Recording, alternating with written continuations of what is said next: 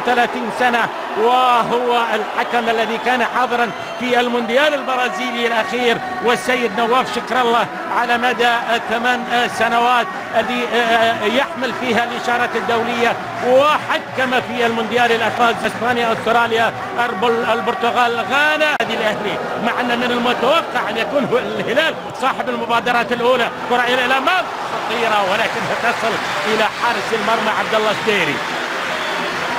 يعني بالفوز في هذه البطولة واللعب في بطولة كأس العالم للأندية، وصلت الكرة في الجهة اليسرى، الأهلاوية يهاجمون، وكرة تحولت إلى الأمام ولكنها عالية بمتابعة المدافع.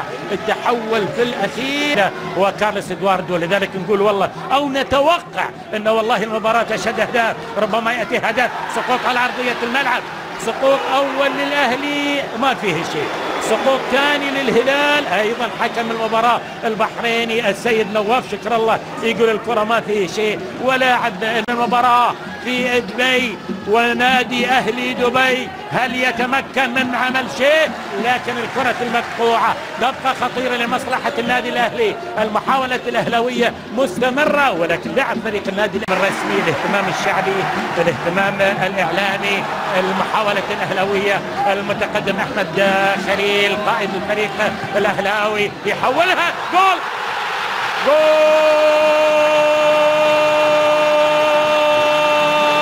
اهلاوي. الاهلي يسجل الهدف الاول في المباراة. كرة منقولة من احمد خليل الى ليما اللي سجل في الرياض والان يسجل في دبي. احمد خليل يتقدم في الجهة اليسرى ويحول الكرة الى الامام.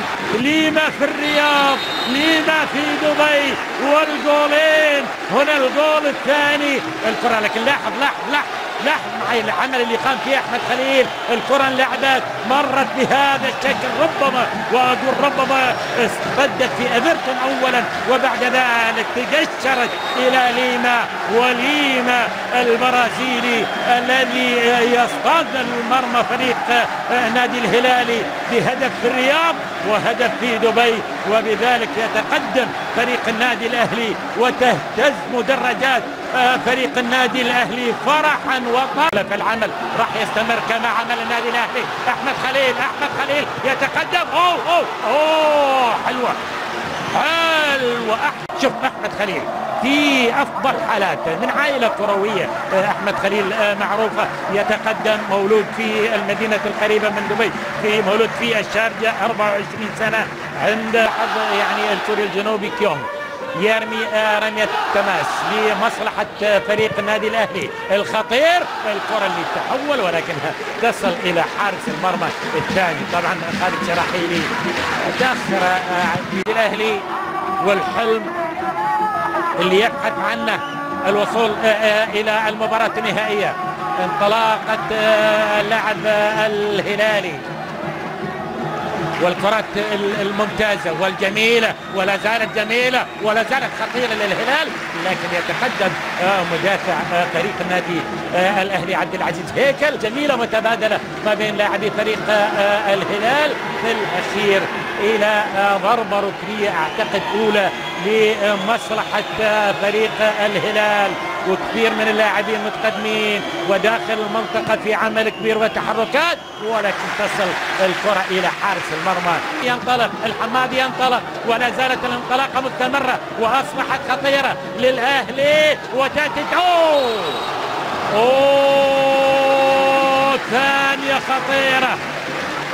ثانية خطيرة، والحمادي ناوي مثل نوايا احمد خليل. ولاحظ يوم انطلق اللاعب القوي اسماعيل الحمادي، ولاحظ الكرة بهذا الشكل، التسديدة اللي تمر وتصبح الى ضربة ركنية اذا مرت من ايفرتون وصلت في من خلال 34 دقيقة. البرازيليين الاثنين ما لمعوا مثل لمعان ليما وايفرتون واحمد خليل، لذلك الخطوره اكبر من جانب فريق النادي الاهلي. بينما هنا محاوله الهلال الاهلي في الدفاع، في الوسط، في الهجوم. لذلك هذا الحقيقة يضاعف مسؤولية لاعبي فريق الهلال. لاحظ المحاولات الهلالية، حلوة اللقطة إلى الأمام،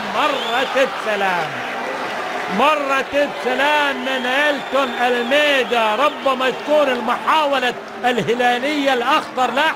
لاحظ عمل جميل وكرة خطيرة جدا تمر من أمام إلتون ألميدا. الفرصة الأخطر للهلال تضيع من أمام مرمى أحمد محمود. كاد الهلال مع الدقائق الأخيرة المجموعات، وكانت النتيجة 1-1 يعني في الرياض عيسى المحياني، بينما محاولة الهلال الآن لكن في متابعة حارس المرمى هنا أحمد محمود. يعني في عام 2010 الحكم كان نواف شكر الله حكم للفريقين، لكن مو في الدور نصف النهائي، بل وإياب الدور نصف النهائي، لكن كان في دوري المجموعات كانت النتيجة 1-1. عيسى المحياني. الهلال ضاعت من إلتون ألميدا 13 خطأ في الشوط الأول، ضربات ركنية قليلة، يعني ربما تكون ضربتين ركنيتين ربما لكل فريق. المحاولات الأخطر، ولاحظ الكرات الخطيرة. جول آخر للأهلي. الأهلي يسجل الهدف الثاني ويعقد مهمة الزعيم، وبالتالي بالتخصص الآن الأهلي الإماراتي أصبح يقترب أكثر وأكثر بالتخصص. البرازيليين يسجلون، الخليجيين ما سجلوا، الكوريين ما سجلوا، ما حد سجل في المباراتين إلا البرازيليين. البرازيلي الآخر يظهر الآن أمامك مرة أخرى في هذه اللقطة. إيفرتون يظهر وبالتالي يسجل الهدف الثاني. حلوة اللقطة، صناعة الهدف رائعة، واللقطة جميلة الحقيقة من البرازيلي إيفرتون اللي يسجل الهدف الثاني لمصلحة الهلال. سار الشوط الأول، كنت أتحدث عن ما حدث في الشوط الأول، الذي حدث في الشوط الأول قدر الغاية، خاصة بجاهزية وحضور وقوة لاعبي فريق النادي الأهلي. هنا حكم المباراة البحريني الخبير السيد نواف شكر الله ينهي الشوط الأول بفرحة أهلاوية مؤقتة للتقدم بهدفين بالبرازيليين المتألقين إيفرتون وليما. والزعيم السعودي لم يسجل في ملعب راشد هنا في مقابل لا شيء، وبالتالي التبديلات أو التبديل الثاني يأتي الآن في صفوف فريق نادي الهلال بإشراك ناصر الشمراني. لعل وعسى ينشط الجانب الهجومي اللاعب الأبرز في خط المقدمة ناصر الشمراني أمل الهلال في الشوط الثاني من المباراة، وبالتالي مغادرة سالم الدوسري أرضية الملعب كما حدث في الشوط الأول، مغادرة أحمد شراحيلي ومشاركة محمد الشلهوب. والهلال يبحث الآن مع بداية الشوط الثاني، ولكن الكرة كانت قد عبرت، وبالتالي إلى ضربة مرمى لمصلح صنقور ومشاركة وليد عباس. يلعب فريق النادي الأهلي بهذا الشكل في الجهة اليمنى من الملعب، ويلعب فريق الهلال اللي يبدأ الشوط الثاني مهاجما، وهو الوضع الطبيعي. شلون راح يتصرف كوزمان؟ شلون يتصرف فريق النادي الأهلي وسط محاولات فريق نادي الهلال؟ الوضع أصبح مغاير. نشوف لحظات ودقائق الشوط الأخير. محمد الشلهوب على تنفيذ الضربة الحرة المباشرة أمامك الآن، وترقب. الله، حلوة روعة رائع التسديدة. لاحظ معاي الشلهوب، ولاحظ ردة الفعل من أحمد محمود. خذ ضربة جزاء في الرياض، يشل كرة والله أحسن من ضربة جزاء، وصلت إلى ضربة ركنية. الهلال يحاول، الهلال الوقت المثالي لتسجيل هدف تقليص الفارق، يبي له جولين، 2-2 يتأهل، خلاص ما في مشاكل هكذا، ولكن بشروط أن يستمر بهذا الشكل. لعبة الضربة الركنية عالية الرأسية، ولكن من المدافع إلى ضربة ركنية. الزعيم يضغط الفرسان، ضغط هلالي يتواصل على مرمى أحمد محمود اللي أنقذ مرماه من هدف هلالي محقق.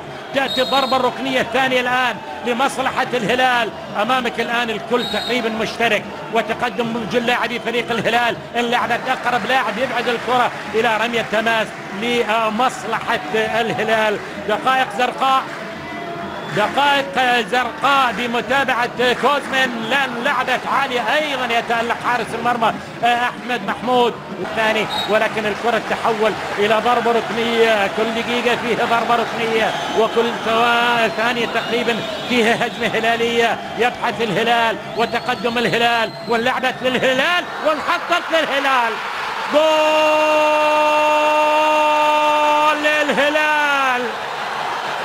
الهلال يعمل كل شيء في دقائق الشوط الثاني، والهلال يسجل هدف تقليص الفارق. يا سلام يا سلام، اولا لسعود كريري، وبعد ذلك الهدف اللي سجله اللاعب البرازيلي على ما يبدو إلتون ألميدا، وبالتالي الهلال يقلص الفارق الآن أمامك، وبالتالي يحيي آمال جماهيره الحاضرة في ملعب راشد في دبي. وأمامك اللاعب البرازيلي إلتون ألميدا الذي سجل في الرياض ويسجل في دبي. إلتون ألميدا هدف عند الدقيقة 82، وهدف الآن مع بداية الشوط الثاني يبغيه الهلال، يتمناه الهلال، يرغب فيه الهلال، حتى عودة الهلاليين يعني سريعة قبل أن يبدأ الشوط الثاني. وجماهيره تقف الآن بالحناجر تهتف وبالأيادي تتصفق، لأن الآن أصبح فريق نادي الهلال في وضعية ممكنة. يا أخي أنت خسران، يخلص الشمراني. لاحظ ردة الفعل من كوزمن، لذلك المباراة راح تولع، المباراة راح تخلي السعوديين متسمرين، الإماراتيين متسمرين، لأن قمة الإثارة الآن تحدث، والهلال يضيع فرصة وسجل جول. والهلال مرة أخرى بلنتي لا لا لا لا لا لا لا لا لا لا لا لا لا، ترى بتولع عدل، بتولع عدل في كل شيء بتصير الحين. هني بتولع عدل، هني بتشب عدل، كل شيء يصير فيه. الشوط الثاني تسديدة الشلهوب، الهدف اللي احرزه إلتون ألميدا، الشمراني اللي اضاع الفرصة. الهلاليين يقولون بلنتي، لكن شوف شوف شوف شوف شوف شوف شوف شوف شوف شوف وقرر وفكر وشوف شنو اللي صار. لاحظ لاحظ لاحظ لاحظ لاحظ لاحظ سقوط كارلوس إدواردو. أصبح يتحمل المسؤولية ويحب أنه يثبت وجوده، ولكن الحقيقة لاحظ معي إعادة هنا إذن إلى ضربة حرة مباشرة، دقائق هلالية فائتة. والآن أمامك أحمد خليل يسدد، تحول الكرة إلى ضربة ركنية يخف الضغط الهلالي على الفريق الأهلاوي. لاحظ تسديدة أحمد خليل تصطد والتحول إلى ضربة ركنية لمصلحة الأهلي.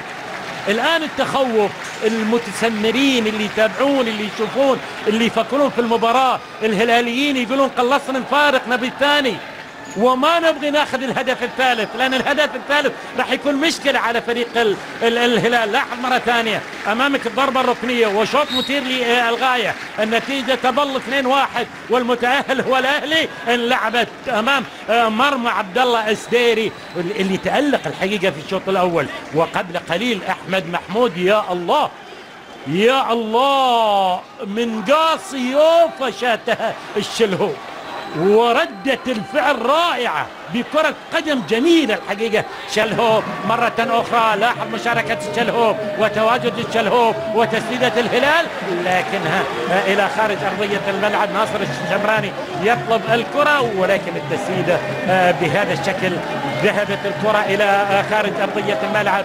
تسديدة اللاعب الخبرة، اللاعب النصف ساعة القادمة للشوط الثاني بتقدم ياسر الشهراني. الشهراني يتقدم وينقل الكرة عالية، لكنها ما بين ثلاثة من مدافعي الأهلي. مرة أخرى لمسة جميلة من الشلهوب، وقد الله الله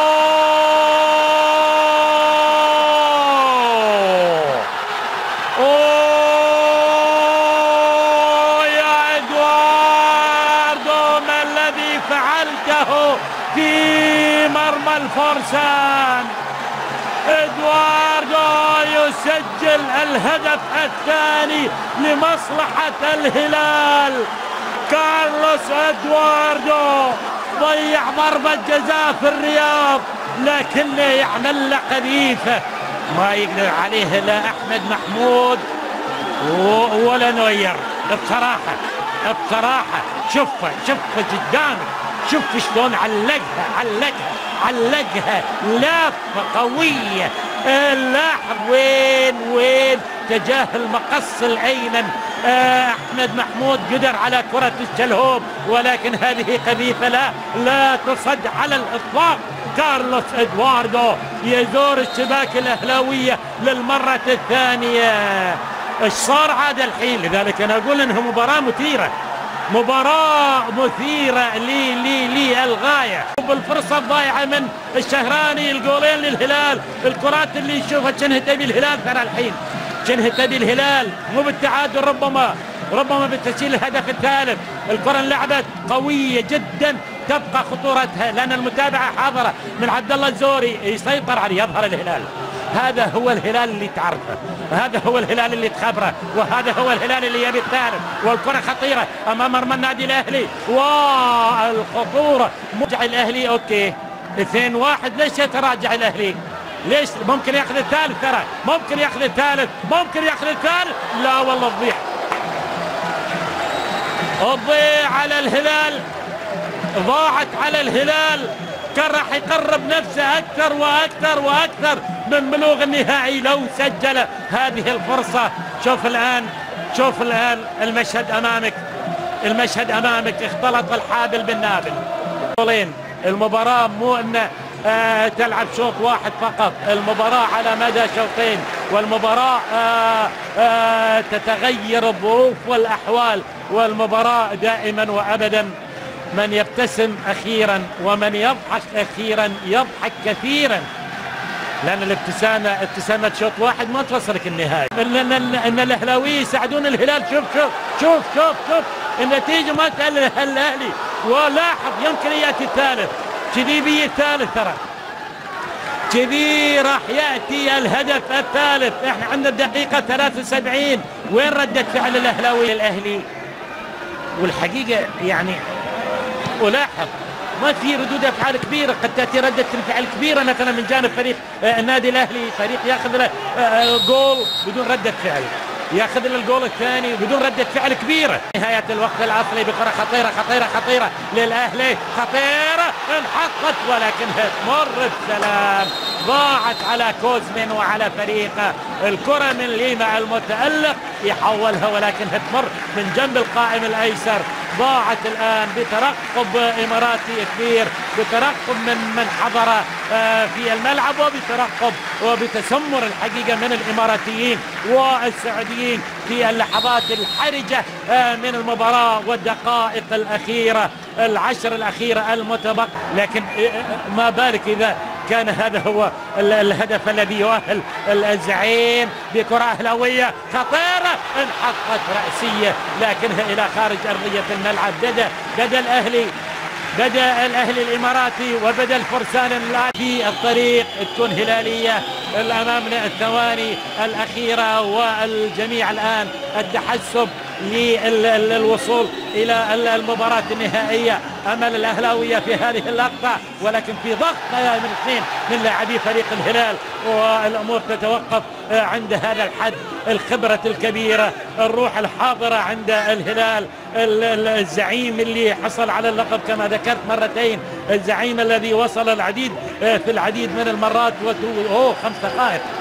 5 دقائق مضافة للوقت بدل الضائع تسعد الأهلاوية أكيد، وعلى النقيض تماما لا تسعد الهلاليين لأن في متسع من الوقت، يعني 5 دقائق، لأن اللعب الحقيقة توقف في الشوط الثاني. راح تستمر الإثارة على العموم في الخمس دقائق، والتسمر في المملكة والتسمر في الإمارات راح يستمر. الانطلاقة والتسديدة تصفق، وراح تبقى قلوب الهلاليين تخفق، وردة الفعل من كارلوس إدواردو اللي يتمنى أن هدفه الجميل هو هدف التأهل. الضربة الركنية لعبت للأهلي، ولاعب الأهلي حاول التحول ولكنها مقطوعة. تراجع هلالي منطقي وتقدم أهلاوي أيضا منطقي، لأن الوضع يحتم ذلك. انلعبت أمام صافرة من قبل الحكم، ولكنها تريح الهلاليين، تزعج سالمين خميس المدافع